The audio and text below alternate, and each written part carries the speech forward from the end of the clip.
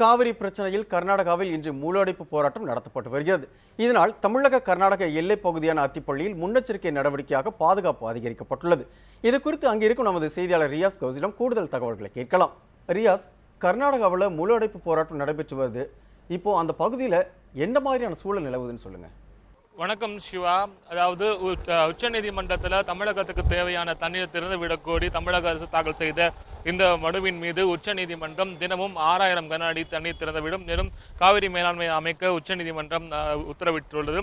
இதனைத் தொடர்ந்து அதாவது மாண்டியா உள்ளிட்ட பல்வேறு பகுதிகளில் இன்று பெரும்பான்மையான பேருந்துகள் ஓடப்படவில்லை. குறிப்பாக பார்த்தீங்கன்னாக்கா பெங்களூரில் பல்வேறு பகுதிகளில் குறிப்பாக பொதுமக்கள் அதிகமாக கூடும் இடங்களில் பலத்த போலீஸ் பாதுகாப்பு போடப்பட்டுள்ளது. இன்று முழு அடைப்பு போராட்டம் அதாவது அவங்க முழுமையாக அறிவிப்பு வெளியிடவில்லை என்றாலும் வீட்டுக்கு ஒருவர் இந்த காவிரி தண்ணீருக்காக போராட வேண்டும் என காவிரி போராட்ட குழுவினர் தெரிவித்திருந்தாங்க. அந்த வகையில் மாண்டியா பகுதியில் இன்று முழு அடைப்பு போராட்டம் தற்போது நடைபெற்று வருகிறது. குறிப்பாக சாலைகள் அனைத்துமே வெளிச்சோடி காணப்படுகிறது. அது மட்டும் இல்லாமல் பெரும்பான்மையான இடங்களில் விவசாயிகளும் கன்னட அமைப்பினர் தொடர்ந்து போராட்டங்களில் ஈடுபட்டு வந்துட்டு இருக்காங்க. தொடர்ந்து பார்த்தீங்கன்னாக்கா இந்த எல்லைப் பகுதி, அதாவது தமிழகம் மற்றும் கர்நாடக எல்லைப் பகுதி, அந்த அட்டிப்பள்ளி பகுதியில் போலீசார் பலத்த பாதுகாப்பு ஏற்பட்டிருக்காங்க. தற்போது இந்த நீதிமன்ற உத்தரவை தொடர்ந்து விவசாயிகளும் கன்னட அமைப்புகளும் தொடர்ந்து யாரேனும் போராட்டங்களில் ஈடுபடுவதற்காக தடுக்கும் நோக்கத்தில் தற்போது ஏராளமான போலீசார் குவிக்கப்பட்டிருக்காங்க. குறிப்பாக பார்த்தீங்கன்னாக்கா 14 கம்பெனி துணை ராணுவ போலீசார் பாதுகாப்பில் ஈடுபட்டிருக்காங்க.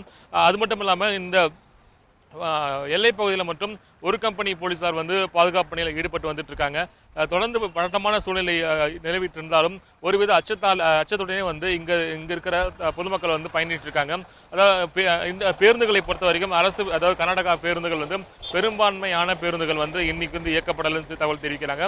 அதே போல மாண்டியா பகுதியில் குறிப்பாக பார்த்தீங்கன்னாக்கா பள்ளி மற்றும் கல்லூரிகளுக்கு இன்று 4 நாட்கள் விடுமுறை அறிவிக்கப்பட்டுள்ளது. விவசாயிகள் காவிரி தண்ணீரை ஒரு சொட்டு தண்ணீரை தமிழகத்துக்கு தரமாட்டோம் என கூறி தொடர்ந்து போராட்டங்களையும் ஆர்ப்பாட்டங்களையும் ஈடுபட்டு வந்துட்டு இருக்காங்க. சிவா, ரியாஸ், இந்த காவிரி பிரச்சனை காரணமா கர்நாடகத்தில் உள்ள எம்எல்ஏக்கள் எம்பிக்கள் சிலர் தங்களோட பதவிகளை ராஜினாமா செய்ய முடிவெடுத்திருக்கிறதா அங்கிருந்து வர்ற தகவல்கள் சொல்லுது. இது பற்றி உறுதியான தகவல்கள் சொல்லுங்க. நிச்சயமா சிவா. அதாவது குறிப்பாக பார்த்தீங்கன்னாக்கா இந்த மாண்டியாவுடைய நாடாளுமன்ற உறுப்பினர் தனது பதவியை நேற்று ராஜினாமா செய்வதாக அங்கே இருக்கிற மாவட்ட ஆட்சியரிடம் அவருடைய கடிதத்தை வழங்கியிருக்காரு. குறிப்பாக பார்த்தீங்கன்னாக்கா அவருடைய காரும் ராஜினாமா கடிதம் மற்றும் அவருடைய பயன்படுத்தி வந்த காரும் அவர் மாவட்ட ஆட்சியர் அலுவலகத்தை ஒப்படைச்சிருக்காரு. குறிப்பாக புட்டாராஜு எம்பி அவர் நேற்று மாண்டியாவில் அங்கே இருக்கிற மாவட்ட ஆட்சியை சந்தித்து தன்னோட பதவியை ராஜினாமா செய்வதாக அறிவித்தார். தொடர்ந்து பார்த்தீங்கன்னா கர்நாடகா முதல்வர் இந்த காவிரி நடவடிக்கையில் உறுதியான நடவடிக்கை எதுவும் எடுக்கப்படலன்னு சொல்லி குற்றம் சாட்டார். அது மட்டும் இல்லாமல் 2 எம்எல்ஏக்களும் ராஜினாமா செய்வதாக அறிவித்தார். குறிப்பாக பார்த்தீங்கன்னாக்கா மத்தூருடைய சட்டமன்ற உறுப்பினர் தமன்னா மற்றும்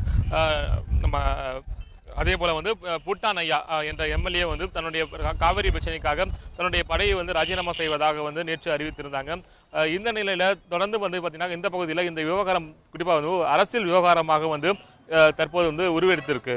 சிவா, ரியாஸ், தங்கள் தகவல்களுக்கு நன்றி.